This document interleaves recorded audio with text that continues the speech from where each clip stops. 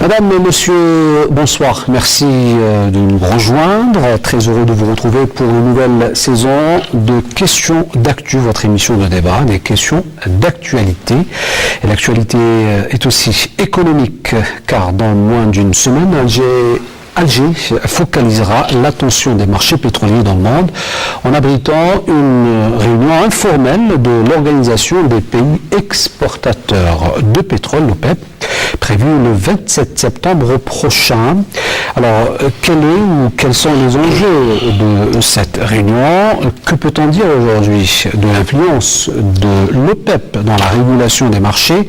Quels sont les nouveaux mécanismes qui contrôlent l'orientation des cours? Des questions et bien d'autres que nous abordons ce soir avec des spécialistes du secteur. Il s'agit sans plus tarder de M. Hamid Dahmani, vous êtes directeur général au sein du ministère de l'Énergie. Merci d'être avec nous ce soir. Également avec nous, Lias Sahar, journaliste indépendant, un spécialiste des questions énergétiques.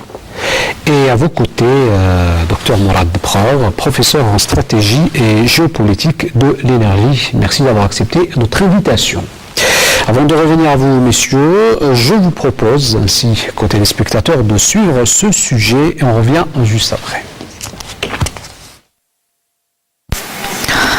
C'est un fait, il y a trop de pétrole sur le marché, une situation qui influe négativement sur les prix. Depuis juin 2014, le prix du baril de pétrole est passé de 110 $ à moins de 46 $ la semaine passée.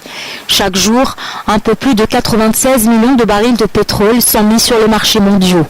De cette production totale, l'OPEP ne fournit que 33 millions de barils par jour, ce qui ne représente que 30% de la production mondiale.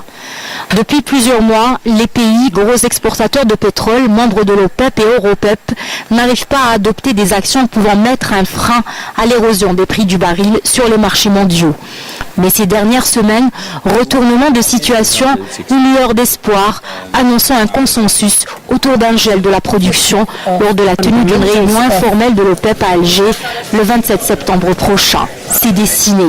Saoudiens, Russes et Iraniens, trois gros producteurs et exportateurs mondiaux de pétrole, semblent convaincus de l'urgence d'un gel de la production pour redresser les prix et atténuer les retombées négatives de cet effondrement sur les économies des pays trop dépendants de la rente pétrolière.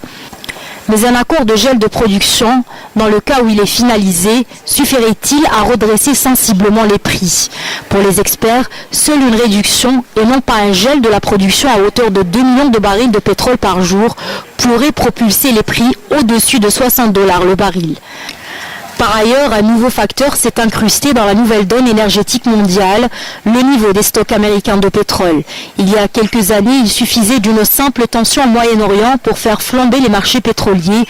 Aujourd'hui, les marchés pétroliers sont devenus insensibles aux graves conflits et tensions qui secouent la Syrie, l'Irak, le Yémen et la Libye. Le prix du baril de pétrole ne bouge pas vers la hausse ou la baisse qu'après la publication des données sur le niveau des stocks américains. Pour les analystes, une reprise sérieuse des cours ne pourrait s'inscrire sur le court ou même moyen terme. L'effondrement des prix du pétrole a entraîné une baisse des investissements dans ce secteur. Cette chute des investissements se répercutera à moyen terme sur la production mondiale de pétrole, d'où un probable déséquilibre entre l'offre et la demande mondiale de pétrole sur le long terme. Une situation qui déclenchera un nouveau cycle haussier des cours de l'or noir, une perspective qui risquerait fort d'être entravée par un développement accéléré des énergies renouvelables. Alors, je commence avec vous, M. Hamid Dahmani, juste pour rappeler que cette réunion informelle de l'OPEP est organisée pendant le Forum international de l'énergie, une réunion qui se tient à Alger, une journée avant la réunion informelle. Quelle est l'importance de cette rencontre ou ce forum, avant de parler des questions de l'OPEP? Merci, cher Séri. Effectivement, comme vous l'avez dit, la réunion de l'OPEP, la réunion informelle de l'OPEP se tient à l'occasion de la réunion de la 15e réunion ministérielle du Forum international de l'énergie qui se tient en Algérie les 27 et 28 donc de ce mois. C'est une réunion importante, pas pour l'immédiat, le très court terme, mais le Forum international de l'énergie, pour rappel, c'est à l'origine, c'était le dialogue énergétique producteur-consommateur qui a fêté cette année son 25e anniversaire, puisque la première réunion a eu lieu en 1991. Donc c'est un forum qui réunit la spécificité de réunir l'ensemble, beaucoup de pays producteurs et consommateurs. Donc des deux côtés, c'est pas un forum de producteurs, un forum de consommateurs. Donc pays producteurs, consommateurs, pays de transit et aussi les entreprises, l'industrie pétrolière, l'industrie gazière qui se réunissent à cette occasion. Donc il est très très important en termes de participation. On a une 50aine de pays qui vont y participer, 15 d'entreprises d'envergure, une quinzaine d'organisations internationales. Donc tout ce monde-là se réunit et discute de manière franche, libre, mais informelle. Donc il n'y a pas une réunion qui décide ou qui prend des décisions contraignantes. On discute librement des défis auxquels font face aussi bien les producteurs que les consommateurs, que l'industrie pétrolière en général. Et donc c'est un processus très important dans le contexte énergétique mondial, dans le paysage énergétique mondial, et qui est appelé à avoir un rôle important en termes de facilitateur de l'évolution de cette industrie. Justement, vous avez parlé de paysage énergétique mondial. Alors, l'énergie aujourd'hui, ce n'est pas uniquement les énergies fossiles, bien que quand on parle du Forum international de l'énergie, surtout avec cette réunion formelle de l'OPEP, on a tendance à penser qu'il s'agira uniquement de pétrole et de gaz. À l'origine, ça a commencé avec les pays producteurs de pétrole et de gaz, mais aujourd'hui, c'est un forum international de l'énergie. Il regroupe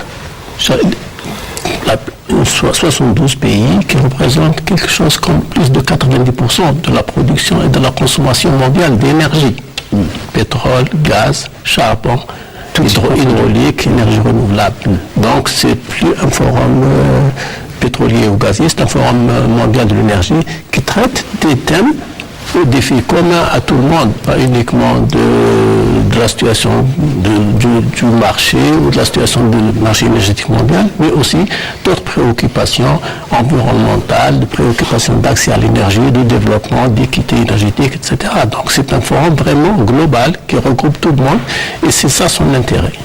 Alors nous aurons, je rappelle, l'occasion d'y revenir la semaine prochaine à l'occasion de ce forum pour parler un peu de toutes ces questions énergétiques et l'impact sur l'Algérie à court, moyen et long terme.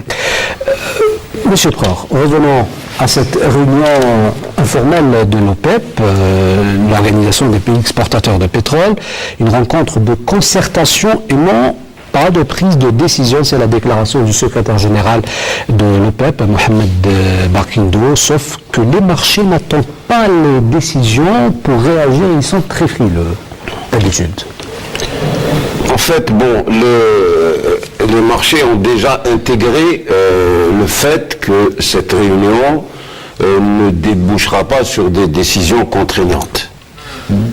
Sinon, les prix auraient pris une autre direction. D'accord. Les marchés intègrent surtout une réalité nouvelle, un nouveau paradigme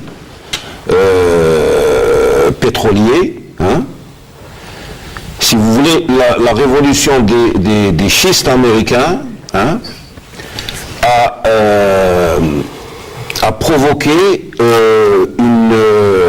un bouleversement fondamental dans le commerce du pétrole, dans l'industrie pétrolière.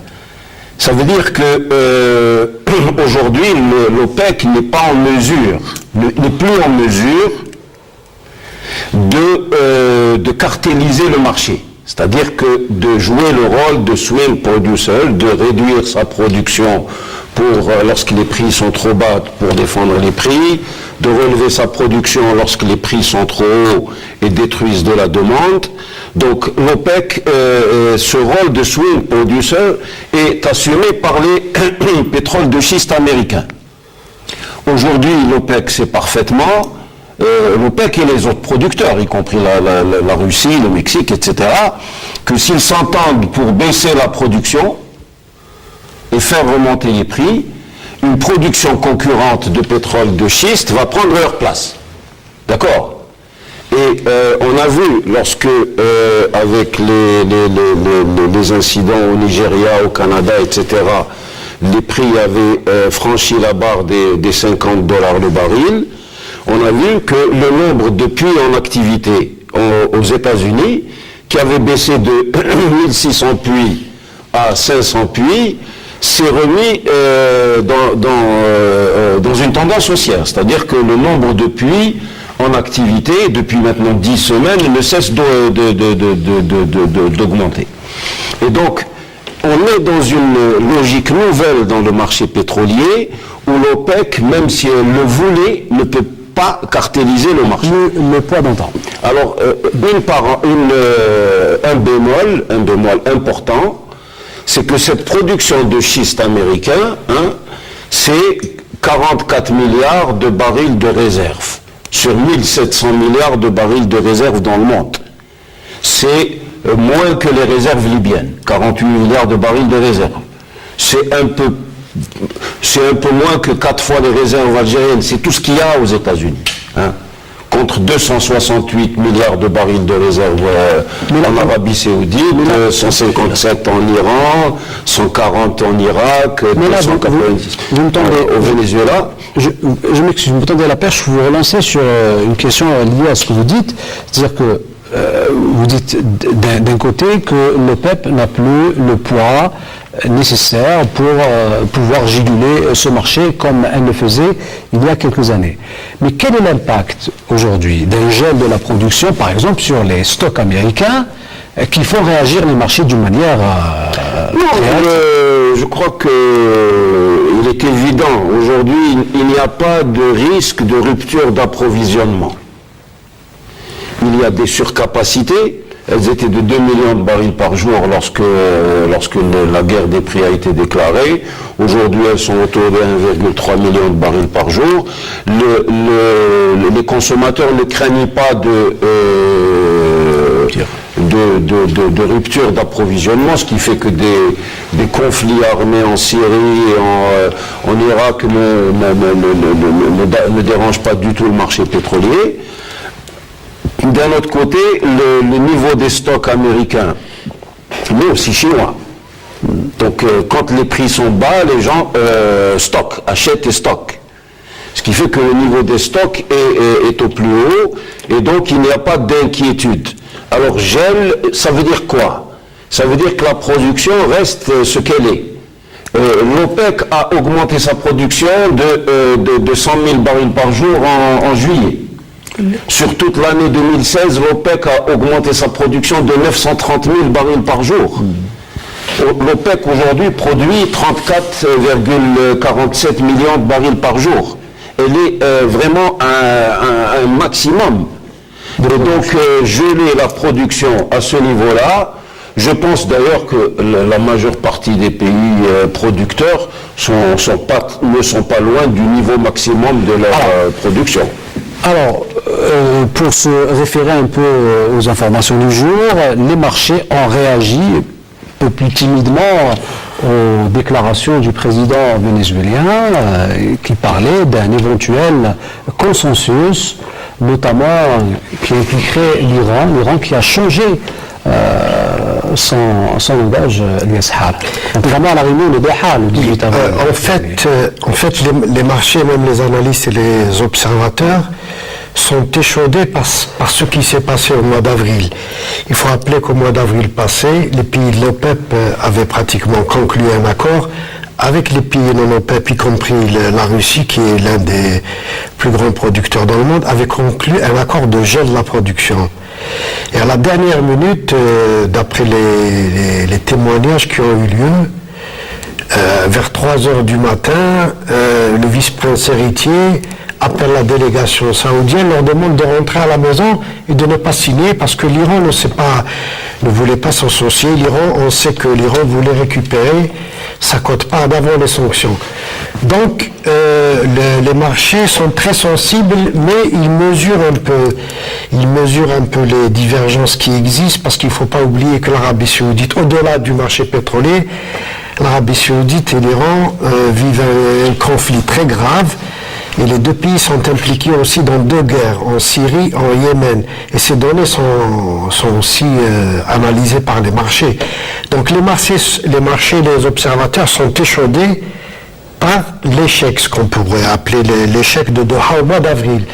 Mais si on regarde bien ce qui s'est passé ces derniers temps, je ne parle pas de l'actualité ces derniers jours, si on observe un peu le mouvement, les déclarations, tout ce qui s'est passé depuis le mois de juillet, on se rend compte qu'il y a quelque chose qui est très important qui s'est passé et que, bon, le marché le sait aussi, mais ils attendent, comme on dit, c'est à voir, comme on dit dans le poker, ils demandent à voir le 27 septembre.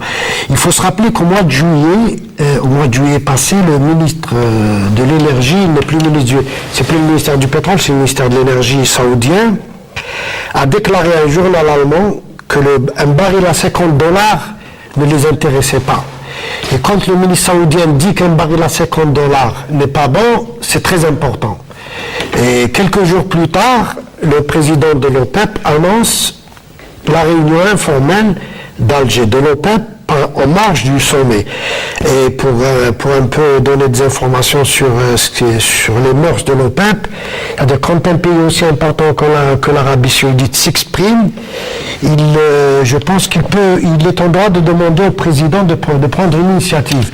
Et là, on peut supposer que l'initiative de la réunion informelle a été prise à l'initiative de l'Arabie Saoudite et d'autres pays. On se rappelle que le Venezuela a fait plusieurs capitales et dernièrement, l'opinion a constaté que l'Algérie a été très dynamique sur ce terrain-là.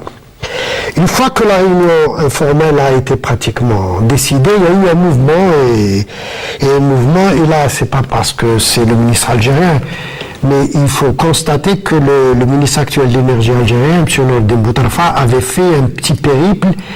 Et les observateurs ont noté qu'il a été en Iran et qu'il a rencontré le ministre saoudien, après être passé par la Russie, a rencontré le ministre saoudien. Mais avant cette rencontre, qui, je pense, c'est mon point de vue personnel, je pense qu'il y a quelque chose d'intéressant dans cette rencontre. Avant cette rencontre, il ne faut pas oublier que le prince Salman, le vice-prince héritier, s'est exprimé sur le marché pétrolier. Lui qui avait fait capoter l'accord de Doha. La Russie et l'Arabie Saoudite ont signé un communiqué commun, parce qu'il ne faut pas oublier qu'ils sont en train de concourir pour prendre la première place dans le monde en tant que pays producteur. Et y compris le ministre des Affaires étrangères saoudien, qui n'avait pas l'habitude de parler de pétrole, qui parle de la nécessité d'établir un accord. Lui qui est impliqué aussi dans la guerre. La déclaration du président Rouhani, je rappelle. Alors, je termine une minute. Juste pour commenter ce qu'a dit le président Rouhani à l'occasion du sommet des non-alignés au Venezuela. Alors, il dit, je cite, Téhéran salue toute mesure visant à stabiliser le marché et à améliorer les cours en se basant sur la justice, l'équité et les quotas équitables pour tous les pays producteurs. Donc, pour terminer ce que je voulais dire tout à l'heure, et il ne faut pas oublier que le ministre algérien est parti au Qatar parce que c'est le président de l'OPEP, il est parti en Iran. Et après, ensuite, il a fait Moscou pour rencontrer le ministre de l'énergie saoudien à Paris. Vous voulez dire que c'est un travail beaucoup plus de diplomatie qu'autre chose? Non, ça veut dire que je pense que entre autres l'Algérie qui a déjà travaillé sur cet aspect-là, dans la négociation, je pense qu'il y a un travail de rapprochement des points de vue. Pourquoi? Parce que il faut trouver une solution pour décider d'un accord de gel. Parce que l'accord de gel, il signifie quoi? Il faut trouver la période. Il est compliqué parce que l'Iran demande à augmenter sa production. Il y a un autre aspect qui est très important et que les gens ne voient pas, c'est la Libye qui risque de revenir au marché, elle est à 300 000 barils. Le Nigeria qui a perdu 600 000 barils. Donc c'est tous ces aspects-là, je pense, c'est un point de vue personnel, qui est en train d'être un peu travaillé au niveau de l'action diplomatique. Alors, question qu'on va poser à M. Hamid Dahmani pour simplifier un peu la situation. À quoi peut-on s'attendre lundi prochain à Alger? Merci. Je crois que je vous ai dit, si vous permettez, je reviendrai je reviendrai à l'événement, disons, cadre, c'est la réunion du Forum international de l'énergie, comme je vous l'ai dit. Donc, c'est surtout ça, et ça permet aux pays producteurs, aux pays consommateurs, et les pays producteurs OPEP et non OPEP. Les pays producteurs OPEP, ils sont 13, 14, et le gros des pays, par nombre, il y a plus de pays producteurs OPEP que OPEP. Il y a aussi les pays consommateurs. Une des sessions, permettez-moi, je reviendrai à votre question, la première session de ce forum international de l'énergie, d'ailleurs, elle portera sur les marchés pétroliers et les défis de stabilité. Donc c'est des discussions informelles, libres, elles se passent dans le cadre du Chatham House, donc elles ne sont pas ouvertes à la presse, mais elles permettent de connaître les positions des uns et des autres, et ce dialogue-là, c'est un dialogue intéressant qui facilite un peu la compréhension entre tous les acteurs, et il contribue à une meilleure compréhension des uns et des autres, et peut-être à arriver vers des solutions, vers des voies à terme, c'est pas pour cette réunion, dans le temps, à des voies à terme d'un développement durable de l'industrie pétrolière et de l'industrie énergétique. Donc je parlais un petit peu sur l'événement de fond, le développement de fond, la lame de fond qui est en train de se développer au niveau sur la énergie mondiale, c'est celle-là. Maintenant, bon, la réunion de l'OPEP, elle aura lieu, il y aura des discussions, et voilà, donc je ne peux pas, je peux pas dire plus que ça. Il y a une dynamique qui va dans le bon sens. Inch'Allah, voilà, c'est tout. On va arriver à un résultat. Alors, l'OPEP n'est pas prête à porter seule le poids d'une réduction de la production, car en dehors de l'OPEP, en plus des consommateurs, il y a aussi les pays producteurs de l'OPEP. Alors, la question centrale, c'est qu'il y a un excédent de production entre 1,3 et 1,4 million de barils par jour. Le marché s'équilibrera lorsque cet excédent de production aura été résorbé. Est-ce que nous allons laisser, est-ce que les pays de l'OPEC et les pays producteurs vont laisser la demande augmenter jusqu'au moment où elle va s'équilibrer avec l'offre et donc absorber ce 1,3 million de barils par jour, sachant que l'Iran, qui est à 3,6 millions de barils par jour, veut monter à 4 millions de barils par jour. D'accord. Donc ça serait 1,4, 1,3 plus 0,4 de l'Iran. Hein, qui souhaite rentrer, qui veut, la déclaration de Rouhani va dans ce sens. Hein, donc une juste répartition, c'est le problème qui se pose, est-ce que, le consensus des experts pensait, même le sommet pétrolier de Paris auquel j'avais participé en mai, pensait que le marché allait s'équilibrer le deuxième semestre 2016. Il se trouve que ce rééquilibrage du marché est reporté. On pense qu'il s'équilibrera vers la fin de l'année 2016. Selon quel mécanisme ? C'est la croissance de la demande qui va... le problème, c'est qu'il y a la croissance de la demande, et il y a l'offre non OPEC, comme je vous ai dit, ce phénomène parasite, le fait que l'OPEC réduise sa production, le fait que les prix soient élevés, les puits de schiste américains réapparaissent sur le marché. Donc on estime qu'il va y avoir 380 000 barils par jour de production en OPEC qui vont arriver encore en 2017. Donc l'équilibre va être très sensible vers fin 2016, début 2017, le marché devrait s'équilibrer. Et donc les prix allaient vers un niveau entre 50 et 60 dollars le baril. Maintenant, est-ce qu'une décision des producteurs OPEC et non OPEC de défense des prix, ça veut dire de réduction de la production de 1,3 million de barils par jour, aujourd'hui, est-ce qu'elle est réaliste? Moi, je ne le pense pas. Donc théoriquement, c'est pas réalisable, vous voulez dire? Je ne pense pas qu'elle est réaliste. Je pense que la réunion d'Alger va rapprocher les points de vue. C'est une excellente chose. Le travail qui a été fait par la diplomatie algérienne, etc., est un travail qui est positif pour rapprocher les points de vue, vu les relations que l'Algérie a avec l'Iran, etc. Mais il faut être réaliste. Le marché est surapprovisionné. Il y a une production flexible, qui est la production des schistes américains, qui est prête à remplacer chaque fois s'il y a une réduction de la production de l'OPEC. Et il y a une stratégie extrêmement complexe de l'Arabie Saoudite qui puise ses racines au plus profond du pouvoir saoudien. La preuve, c'est le prince Salman qui, parce que la monarchie saoudienne est à la veille d'une transition pour des raisons qui relèvent de la biologie. Hein. Et donc, il faut chercher les raisons de cette guerre des prix, d'une part, dans les profondeurs du pouvoir saoudien, mais aussi dans la rivalité de puissance entre l'Arabie Saoudite et l'Iran. L'Iran qui postule à un rang de puissance régionale à travers l'Irak est chiite, la Syrie est chiite, dirigée par les chiites, le Liban est chiite, l'Iran a un chemin vers la Méditerranée orientale, l'Iran contrôle le détroit d'Ormuz, hein. L'Iran, à travers le Yémen, postule à contrôler le détroit de Bab el-Mandeb qui ouvre sur la mer Rouge. L'Arabie Saoudite est dans une position offensive par rapport à la stratégie iranienne.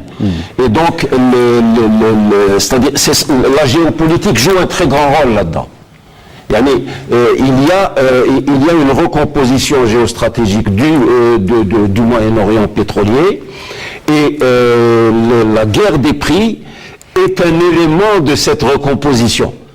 Et les États-Unis, qui aujourd'hui sont indépendants de l'Arabie Saoudite sur le plan pétrolier, même s'ils ne sont pas indépendants sur le plan pétrolier, ils importent 40% de leur... mais ils sont indépendants de l'Arabie Saoudite, se souviennent du 11 septembre et se souviennent de beaucoup de choses. Et il y a un désamour entre l'Arabie Saoudite et les États-Unis. Il y a un axe Washington... Dans quel sens justement s'inscrit la politique américaine? Dans quel sens aujourd'hui? Est-ce que s'inscrit dans une orientation vers la baisse ou la hausse des prix? Les États-Unis savent il y a une bulle, ils sont en train d'entretenir une bulle avec les gaz de schiste, d'accord? Donc, ils font pression sur les prix à travers la production de gaz de schiste, mais ils s'invitent aussi dans la recomposition géopolitique du Moyen-Orient. Parce que le Moyen-Orient, c'est les approvisionnements pétroliers de long terme. Particulièrement des rivaux des Américains, particulièrement de la Chine, qui est la deuxième puissance maintenant mondiale et qui postule à devenir la première puissance. Donc, on est dans un échiquier mondial où le pétrole du Moyen-Orient... Et pour résumer, la clé entre les mains de qui? La clé est entre les mains de l'Arabie Saoudite et des États-Unis. Ça me semble incontestable. Allez-y. Pour revenir à la réunion formelle, je crois que on peut mettre la première hypothèse qui vient à l'esprit si on se base sur certaines données et la réunion du mois d'avril à Doha. On peut dire très simplement, voilà, vu la gravité des divergences entre l'Arabie Saoudite et l'Iran, il n'y aura pas d'accord parce que l'Iran va s'accrocher, va refuser de participer. Évidemment, l'Arabie Saoudite refusera. S'il n'y a pas d'entente entre ces deux pays-là, parce que la Russie, par la voix de son président, avait dit voilà, il faudrait qu'il y ait un accord. Vladimir Poutine s'est exprimé publiquement. Il reste à savoir ce qui va se passer au niveau saoudien et iranien. Ça, c'est la première hypothèse de base. Ça veut dire que il n'y a pas d'entente, il y a le clash et il n'y aura pas d'accord. L'autre aspect, c'est que quand on observe bien aussi les déclarations des Saoudiens, mais aussi l'optimisme de certains dirigeants de l'OPEP, que ce soit le secrétaire général ou même le président vénézuélien, et quand on analyse bien le marché pétrolier, non pas maintenant, ce qui risque de se passer durant les 18 mois qui viennent, on peut dire, là c'est un point de vue personnel, je peux dire que l'OPEP est condamné à trouver un compromis, une solution, quelle que soit sa complexité. Si elle n'arrive pas à la conclure à Alger, elle aura 2 mois jusqu'à la fin du mois de novembre pour la réunion à Vienne. Les Américains vont jouer un rôle. On va laisser de côté les Américains et je vais expliquer pourquoi le peuple est condamné à trouver une solution. Parce que les gens apparemment ne voient pas la gravité de la situation maintenant. C'est-à-dire que maintenant, on se dit le baril est entre 45 et 50 $. Il y a un surplus qui est en train d'être écrémé, donc d'une manière linéaire, les prix vont avancer pas à pas. Or, on oublie, quand on analyse bien un peu le processus de production depuis 2014, et si on va au-delà de 2016, on s'aperçoit par exemple que l'OPEP, les pays de l'OPEP, c'est eux qui sont en train de créer, d'inonder le marché. L'Irak, depuis 2014, a augmenté sa production de 1,5 million de barils jour. L'Arabie Saoudite a augmenté sa production d'1 million de barils jour. Les Émirats Arabes Unis de 200 000 barils jour. L'Angola de 150 000 barils jour. Ça veut dire qu'actuellement, laissez-moi terminer, après on revient aux États-Unis. Actuellement, c'est une question. Qui a la capacité de rapprocher l'Iran de l'Arabie Saoudite? Je sais pas, je peux vous dire, seul Dieu peut-être a la capacité de les rapprocher. C'est une guerre de religion déguisée. Tout le monde sait que c'est le conflit sunnite-chiite qui est derrière toutes les manifestations de guerre, etc. Les vaches qui ont été entretenues par certains diplomates immédiats. Oui, c'est clair. Non, bon, évidemment, l'Occident, ça intéresse l'Occident. Kissinger l'a dit dans les années 80. Il leur a dit qu'il y aura prochainement une guerre de 100 ans entre les chiites et les sunnites. C'est à la bonne heure, puisque ça fait l'affaire des autres partis. Mais pour revenir quand je dis seul Dieu, je suis sérieux. On a compris. C'est clair, c'est pas une boutade. Alors, pour revenir à ce qui se passe sur le marché pétrolier, c'est que les augmentations de la demande ces 2 dernières années ont pratiquement écrémé le surplus qui existait avant de 2 millions. Mais maintenant, c'est les pays de l'OPEP qui alimentent le surplus. On le voit. J'ai donné les chiffres. 1,5 million de l'Irak. 1 million. Les Irakiens ne parlent pas trop, mais ils pompent le pétrole. Ils pompent. L'Arabie Saoudite, 1 million. Les Émirats Arabes Unis, 200 000. L'Angola, 150 000. Donc, il y a un surplus qui risque.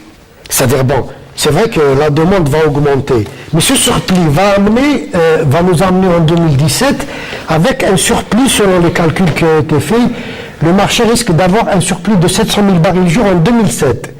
Mais sans compter 2 facteurs que les gens oublient. C'est que la Libye produit 300 000 barils jour, elle veut remonter à 1,6 million. Le Nigeria a perdu 600 000 barils jour, il veut revenir. C'est-à-dire que si on additionne le 1,3 de la Libye, les 600 du Nigeria et les 700 qui vont exister, on aura un surplus de 2,5 millions de barils jour. Ça veut dire que l'hypothèse d'un baril entre 20 et 30 $ en 2017 est présente, elle est là. Et c'est pour ça que j'ai dit tout à l'heure que l'OPEP est condamné à trouver une solution. Sinon, c'est le chaos généralisé. Selon les données que vous êtes aussi pessimiste sur les prix du baril là. Bon, c'est une façon d'exprimer les choses, mais moi je regarde les événements ou l'évolution de notre côté. Il y a une dynamique quand même. Quand je parle, on sort de l'immédiat.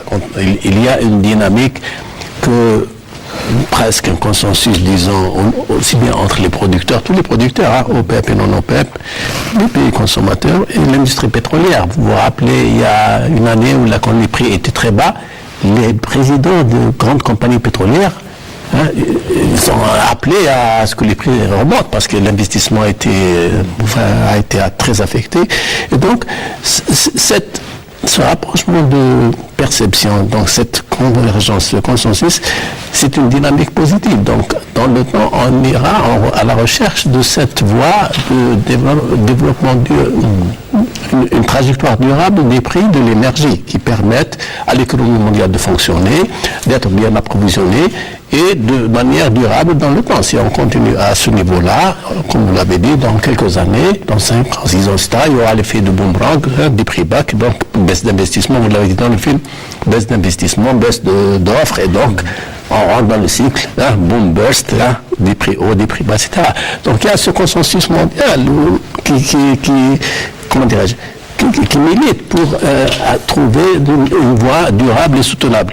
Et donc ça, c'est positif. La dynamique dont on a parlé tout à l'heure, les collègues ont bien développé, il y a au niveau de l'OPEP aussi, au niveau de tout le monde, et de l'OPEP aussi, cette dynamique depuis quelques mois d'aller vers un rapprochement des positions, etc.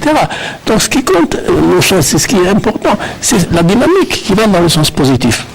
Ça c'est important. Je souhaiterais, moi, que ma perception des choses, c'est voir que les choses vont dans un sens positif, il y a une dynamique positive. C'est peut-être pour balancer un peu ce que venait de dire mon ami Yes. Donc, pour résumer un peu ce que vous venez de dire, aujourd'hui, la solution, elle peut être diplomatique, d'où l'enjeu des concertations ici à Alger. Bon, les concertations sont toujours nécessaires. Le problème des concertations ne sont pas, il faut les replacer dans le cadre des tendances lourdes, des grands équilibres, etc. On ne se concerte pas pour se concerter. Aujourd'hui, l'économie mondiale ne profite pas des bas prix du pétrole. Avant la crise de 2008, les prix étaient au-dessus de $100 le baril. Le taux de croissance de l'économie mondiale était de 5% en moyenne. Aujourd'hui, les prix sont divisés ont baissé de 60%. Les taux de croissance de l'économie mondiale sont autour des 3%, plus ou moins péniblement. Donc d'abord, l'économie mondiale ne profite pas. Deuxièmement, l'industrie pétrolière mondiale est en grande souffrance. Les 4 plus grandes compagnies pétrolières mondiales, Exxon, Chevron, BP et Shell, ont vu leur dette multipliée par 2 en 2 ans pour atteindre 124 milliards de dollars. Les investissements dans l'exploration-production ont baissé de 25% en 2015, ils vont baisser entre 23 et 24% en 2016. Ils avaient atteint un pic historique en 2013 de 721 milliards de dollars. C'est quelque chose comme 500 milliards de dollars qui s'est évaporé, alors que les gisements sont plus vieux, plus complexes, plus difficiles à produire, et notamment dans les zones non OPEC. Les gisements sous des tranches les gisements en offshore en mer sous 2000 mètres d'eau, y compris les gisements dans les pays OPEC. Donc l'industrie pétrolière est en grande souffrance. L'avenir n'est pas rassurant, parce que tous ces investissements vont se traduire dans les années qui viennent par un déficit de production. C'est pour ça que je dis qu'il va y avoir un choc haussier à partir de 2020, entre 2020 et 2025. Parce que la demande va augmenter et on ne trouvera pas l'offre pour la satisfaire. D'un autre côté, les pays producteurs sont en train d'atteindre les limites maximum de leur production, mais même des pays comme l'Arabie Saoudite se retrouvent avec leurs 600 milliards de dollars de réserves de change, se retrouvent avec 98 milliards de dollars de déficit budgétaire. Donc vous écartez... il y a, si vous voulez, sur le moyen terme, on va aller vers un arrangement. Maintenant, un arrangement, c'est quoi? Si se mettre d'accord sur un niveau de production suppose un partage des sacrifices. Si on dit on veut ajuster l'offre et la demande et éponger les 1,3-1,4 millions de barils par jour qu'il y a en plus, alors ensuite c'est comment? Qui c'est qui va baisser sa production? Et quels sont les instruments de contrôle? Est-ce que la Russie doit profiter des sacrifices de l'OPEC? Est-ce qu'il y a une autre alternative à cette option de gel de la production? Les pays producteurs, la réalité, c'est que l'industrie pétrolière est une industrie de long terme. Or, le marché pétrolier fonctionne sur des logiques de très court terme, des logiques spéculatives de court terme, des logiques boursières. Et il a toujours eu besoin d'être cartélisé. Il a toujours eu besoin qu'il y ait un cartel qui va équilibrer les prix de façon à ce que l'exploration soit encouragée, à ce que la demande ne soit pas découragée. Avant 1900, en réalité avant les années 70, c'était le cartel des compagnies des Seven Sisters, Sept sœurs, oui. Ensuite, c'est le cartel de l'OPEC. Aujourd'hui, le marché n'a plus de repères. Il n'y a pas de force de rappel qui stabilise le marché. C'est pour ça qu'en janvier, on s'est retrouvé avec des niveaux de $20 parce que les spéculateurs avaient anticipé un hiver doux, avaient anticipé un relèvement des taux de la Fed, etc. Et aujourd'hui encore, on anticipe un relèvement des taux directeurs de la banque américaine, de la Fed.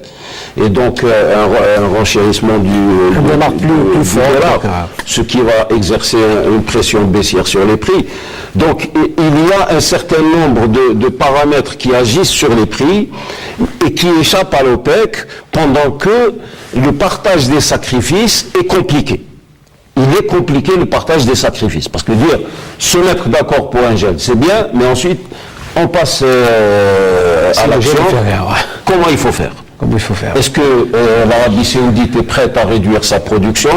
Est-ce que l'Iran est prête à rester à 3,6 millions de barils par jour, etc. Est-ce que la Russie est prête à marcher dans et tous savent que s'ils baissent leur production, les prix vont monter et les pétroles de schiste vont augmenter leur production, les pétroles de schiste américains. Parce que c'est une production qui est flexible, qui est les baisses de coûts de production, le progrès technique a fait que dans le Dakota du Sud, les prix, les coûts de production ont baissé de 20 à 30%, etc. Donc personne ne maîtrise cette situation. S'ils baissent leur production, la production américaine va augmenter. Donc pour résumer, et ça va durer, il y a une bulle, ça va durer jusqu'à officiellement, l'IA américaine, même le président Obama, ont dit que la production américaine allait décliner à partir de 2017. Donc ça, je vous dis, ils ont 44 milliards de barils de réserve. Bon, même le Canada, est-ce qu'on peut le compter avec eux? Il a des pétroles solides, les schistes bitumineux. Il a 172 milliards de barils. Les Américains ont 44. Ils ont moins que la Libye. Ils ont moins que la Libye. Ils ne peuvent pas bouleverser le marché pétrolier avec ça. Donc avant 2017, créer une situation, des prix avant 2017? Pardon? Ce que vous disiez tout à l'heure. Moi, c'est pour ça que je dis qu'il faut garder son sang-froid. C'est une crise qui ne va pas durer longtemps. Ce n'est pas un cycle baissier. En 1986, c'était un cycle baissier parce que la production concurrente à l'OPEC, c'était la mer du Nord, c'était les zones non OPEC, c'était un pétrole conventionnel. Aujourd'hui, c'est un épisode baissier. Parce que les productions concurrentes à l'OPEC, c'est des pétroles non conventionnels. Allez-y. Pardon, moi j'ai pas dit que les prix n'allaient pas remonter avant 2017. J'ai dit que l'OPEP, les pays de l'OPEP sont condamnés à trouver un accord. Si c'est pas à Alger, ils peuvent annoncer quelque chose à Alger. Ils auront encore 2 mois pour trouver un accord. Juste, oui. J'ai dit que s'ils ne trouvent pas un accord, on va aller vers 2 ans, mais pas uniquement 2016, c'est-à-dire on risque d'aller jusqu'à 2018-2019 avec un marché qui sera à la baisse, en 2017 avec même la possibilité d'un baril à $30. Pourquoi? Parce que le surplus sera encore plus élevé qu'en 2015, c'est-à-dire que le marché sera inondé et on risque d'avoir un surplus de 500 000 barils jour plus élevé qu'il ne l'était au début de 2015. C'est-à-dire que d'où l'importance de cette réunion et d'où aussi les tractations, etc. Parce que quand on parle, beaucoup de gens parlent des réformes en Arabie Saoudite, c'est vrai. Nous aussi en 86, on a parlé de réformer, mais on voit dans quelle mesure il est très difficile de réformer un système rentier. C'est-à-dire quand le vice-prince héritier annonce un plan 2030, etc. C'est pas évident que ça se fasse du jour au lendemain. Ça veut dire, il faut pas croire que les Saoudiens, malgré leur apparence, ne sont pas dans la merde, comme on dit, excusez-moi du terme. Et quand les Saoudiens disent que $50, c'est pas bon, ça veut dire qu'ils ont des problèmes. Ils doivent financer une guerre au Yémen. Ils doivent financer tous les groupes terroristes qu'ils ont créés dans le monde, en Irak, etc., etc. Ça veut pas dire que... On va mettre ça entre parenthèses. Entre parenthèses, oui. Non, parce que beaucoup de gens ne savent pas que alimenter des groupes, ça fait partie aussi de la diplomatie, c'est la géostratégie. Boko Haram, il y a un expert anglais qui a fait une étude sur Boko Haram, qui a trouvé des traces saoudiens à l'époque, lors de sa constitution. Après, quand on manipule un groupe, on ne le contrôle plus après. On peut manipuler un groupe pour un objet. Ça reste. Voilà. Ça reste. Pour dire que ça reste des opinions. Mais pour rester, c'est mon point de vue personnel. Hein. Pour revenir un peu à la politique énergétique en Algérie, alors le Forum international de l'énergie, c'est aussi l'occasion pour l'Algérie de relancer un secteur dont on a beaucoup parlé, mais on a tendance à ne pas constater, plutôt on ne constate pas des avancées considérables, c'est l'utilisation des énergies renouvelables. Je continue sur le débat ou bien on passe aux énergies renouvelables. Je voudrais juste peut-être dire un mot sur, ce qu'a dit mon mari. Il ne faut pas oublier que depuis toujours il y a eu des conflits entre des pays de l'OPEP. On se rappelle tous le conflit entre l'Irak et l'Iran. Il y avait une guerre qui a fait des milliers, des centaines de milliers de morts et ça n'a pas empêché l'OPEP de trouver des solutions à des situations. Donc la raison économique, ce n'est l'intérêt économique, la raison économique et finira toujours par triompher. Mon collègue a parlé d'une augmentation de la production de l'OPEP d'à peu près 3 millions de barils depuis la baisse depuis 2014. 3 millions sur 30, ça fait du 10%. Comparé ce ratio au ratio de la baisse des prix, vous voyez que tout le monde est perdant. Donc il y a un intérêt rationnel à trouver une solution. Et donc c'est pour ça que je reste sur cette vision optimiste qu'il y a une dynamique et que la raison finit par triompher. La raison économique et l'intérêt économique qui finit par triompher. Maintenant, effectivement, la dynamique est là et les résultats viendront. Pour revenir au Forum international de l'énergie, permettez-moi de donner quelques... C'est un forum. Oui, c'est un forum. Il faut rappeler qu'il y a un forum de l'énergie. Il y a un forum international de l'énergie, comme je vous ai dit, il va réunir plusieurs centaines de participants, donc d'une cinquantaine de pays, une quinzaine d'organisations internationales, vingtaine d'entreprises pétrolières internationales et nationales, et des experts aussi, indépendants, qui vont être associés à ce forum qui va durer 1 jour et demi. Nous avons 4 sessions où on va parler du marché pétrolier. J'ai dit c'est une session qui va être dédiée complètement au marché pétrolier, une session qui va être dédiée au marché du gaz, la question du GNL, toute cette dynamique de gaz de schiste, de restructuration de l'industrie mondiale du GNL et du marché du GNL. On va parler aussi des énergies renouvelables, et notamment après l'accord de Paris sur la lutte contre le réchauffement climatique. Et donc cette dynamique-là, cette session va aussi... et la dernière session, ça va être donc la gouvernance énergétique mondiale, l'architecture énergétique mondiale, le dialogue énergétique, comment il est en train de se structurer et évoluer. D'autres questions importantes qui concernent l'Algérie et concernent aussi notre continent, c'est l'accès à l'énergie et le développement humain, où l'expérience algérienne est très intéressante et elle peut aussi aider à servir d'exemple à beaucoup de pays, notamment pays encore en précarité énergétique. Pour le développement de l'énergie en Algérie, je crois qu'on a eu l'occasion d'en parler. Je voudrais juste rappeler que le programme est là. Il rentre dans sa phase de déploiement. Et donc, c'est un programme à mettre en œuvre. Il est en train d'être mis en œuvre petit à petit. Et il prendra, comment dirais-je, Le débit, c'est toujours long, mais on atteindra sa phase de croissance et on a dit l'objectif, c'est d'arriver à 4500 à 5000 mégawatts à l'horizon 2020. C'était ça l'objectif qu'on s'est fixé, et les 22 000 à l'horizon 2030. Donc voilà, il y a une dynamique. On est en train de travailler sur l'amélioration du cadre juridique, de la réglementation, du processus de comment attirer l'investissement dans ce domaine. Et c'est une dynamique qui est en cours et il y aura du nouveau, Inch'Allah, avant la fin de l'année. En termes de réglementation, de texte, comment améliorer l'attractivité de l'investissement dans ce domaine pour entrer dans une phase de déploiement à plus grande échelle, de mise en œuvre de ce programme. Peut-être on aura l'occasion d'en reparler plus en détail, mais la dynamique y est et on est en plein aujourd'hui. Alors, l'importance de ce forum, parce que je le disais tout à l'heure, il y a un forum international de l'énergie, en marge duquel est organisée cette réunion informelle de l'OPEP. Quel est l'intérêt pour un pays comme l'Algérie qui tend à diversifier un peu son industrie et pour s'ouvrir notamment sur les énergies renouvelables? C'est-à-dire que là, vous posez une question essentielle.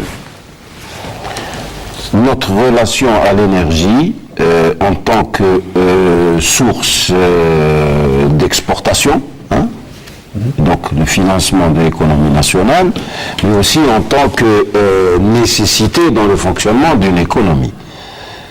Là, nous sommes un pays qui dépend totalement des énergies fossiles, essentiellement des hydrocarbures. Totalement. Je crois que c'est 0, quelque chose % pour les renouvelables. Alors que nous avons un ensoleillement de 3700 heures au sud, de 2600 je crois au nord. Nous avons du gaz, nous avons la capacité, donc nous sommes qualifiés pour construire des centrales hybrides solaires gaz où le coût du kilowattheure est le plus performant. Nous sommes focalisés sur les prix du pétrole. En fait, l'Algérien heureux, c'est l'Algérien qui verrait les prix du pétrole à $200 le baril. Et là, on ne s'intéresse plus ni à la gouvernance, ni on se remet à importer les kiwis et les voitures, etc. Il faut sortir de cette logique. La grande richesse de l'Algérie, d'abord, c'est l'intelligence des Algériens. L'économie du savoir. Elle doit résider dans les universités, dans les centres de recherche, dans les entreprises. Et la puissance d'un pays producteur aujourd'hui, elle réside dans la compétitivité, dans la puissance de sa compagnie pétrolière nationale, dans ses énergéticiens nationaux. La puissance d'un pays producteur, elle n'est pas dans ce qu'il a sous les pieds.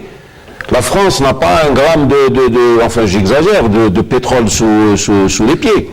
Mais elle a un major Total qui est une compagnie qui satisfait, qui assure la satisfaction des besoins énergétiques de la France sur le long terme.